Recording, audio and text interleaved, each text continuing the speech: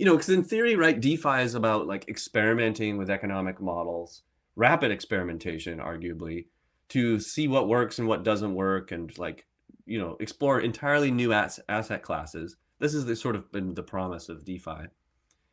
And I'm wondering if you see it, and maybe you can just say like, I don't know, I'm not a Wall Street guy, but I'm wondering if you see any of that experimentation actually like feeding back into the broader economic system.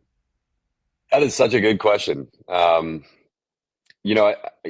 don't know. I think in general, we can see, like, I think where I look for inspiration to the answer for this question would be actually like how news has changed with the internet. So, like, you have essentially,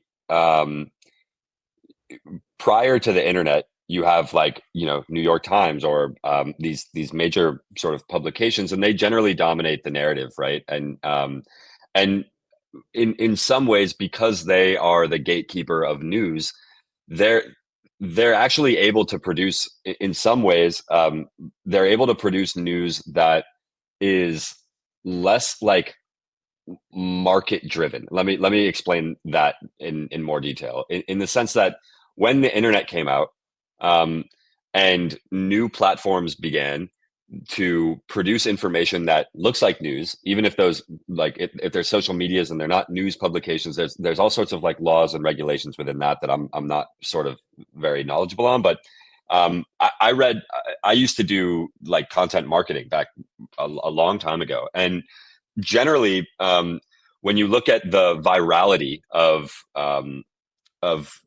media or content online, or any content really for that matter, the content that is both the most attention grabbing, the most attention, like, retaining, the most Mm-hmm.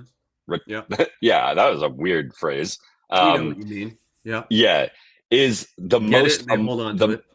yeah, right, like, keeps your attention, is the most emotionally dramatic. So Right. either extremely happy, extremely sad, really angry, really, and we feel this as a society. I think, like, I go back to maybe like early 2000s, but it seemed like life was more calm. Maybe I was just younger, right? But, like, I think we're in an age now where the popular content that rises to the surface and gets shared is naturally the one that creates the most emotional sort of like within us, right? So then, and the reason that I bring this up is, now we should look what happened to traditional news outlets when we've had this new kind of like news source that can break this thing. Well, like, one, with the internet, we have much more dramatic content that is the one that's getting read.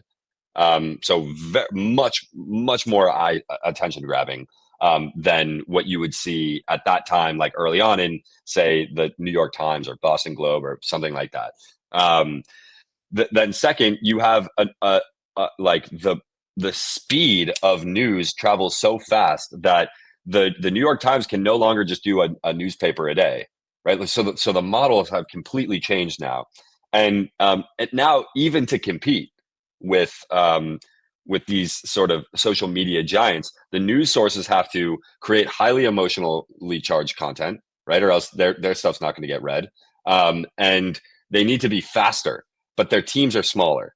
And so that becomes a lot harder. And to produce like the same amount of content that is being produced on, say, Twitter or Facebook or Instagram, whatever, you jeopardize quality, I think, in a lot of ways.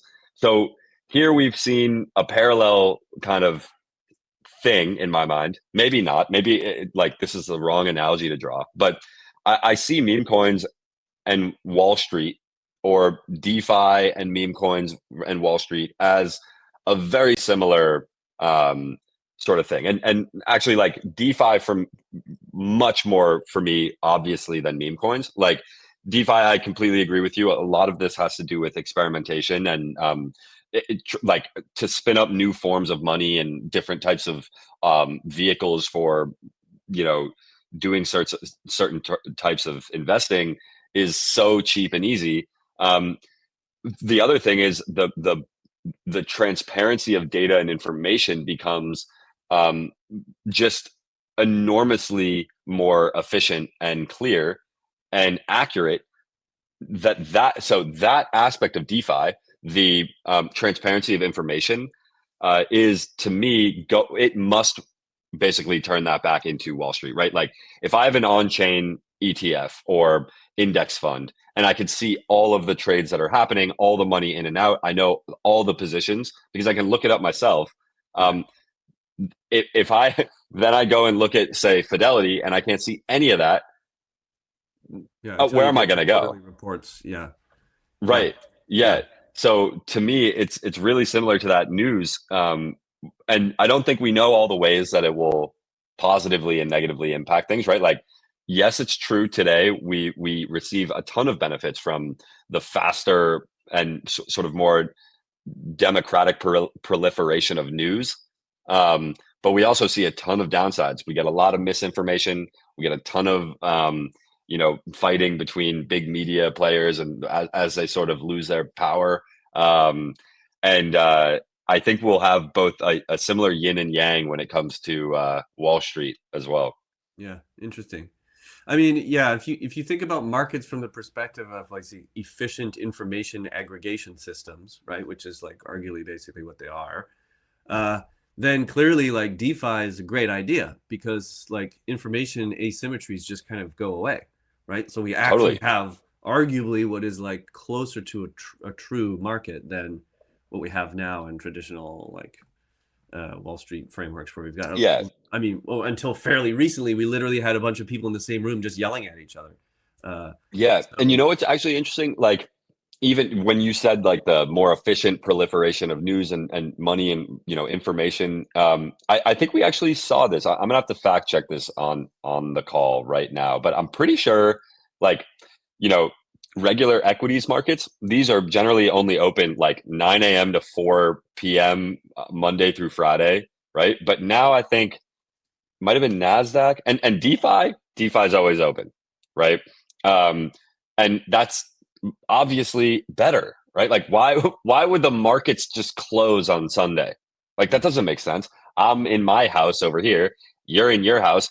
On Sunday, I can definitely go over to your place and we can trade currencies, right? Like we all, so why should Wall Street tell us we can't?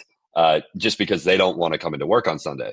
Um, Now I think like Nasdaq or one of these just did weekend trading or like um, hang on, let's see. Someone see, this is the I, kind of high quality stuff that we do on this show is we fact check ourselves live. This is I'm pretty sure like okay, stock trading market expands through the weekend. Like I we'll have to like show note this or yeah, something yeah, after. let's I'm do gonna have that. to find this. It's not popping right up. And I could be making it up or dreaming that, but like I'm almost positive that happened. Um, and that's one example, right? There you go. So Yeah. yeah. Yeah, I mean, it makes sense in a digital age where at some point, like I said, there's people all standing in a room yelling at each other, and like they get tired of that, and on Sunday they're like, I don't want to yell at that guy to buy the pigs anymore, and so they take Sunday off. But now it's actually rarely humans are doing much of that interaction. Like so much of it is, I suspect a ton of it is AI driven, and all that now. Anyway.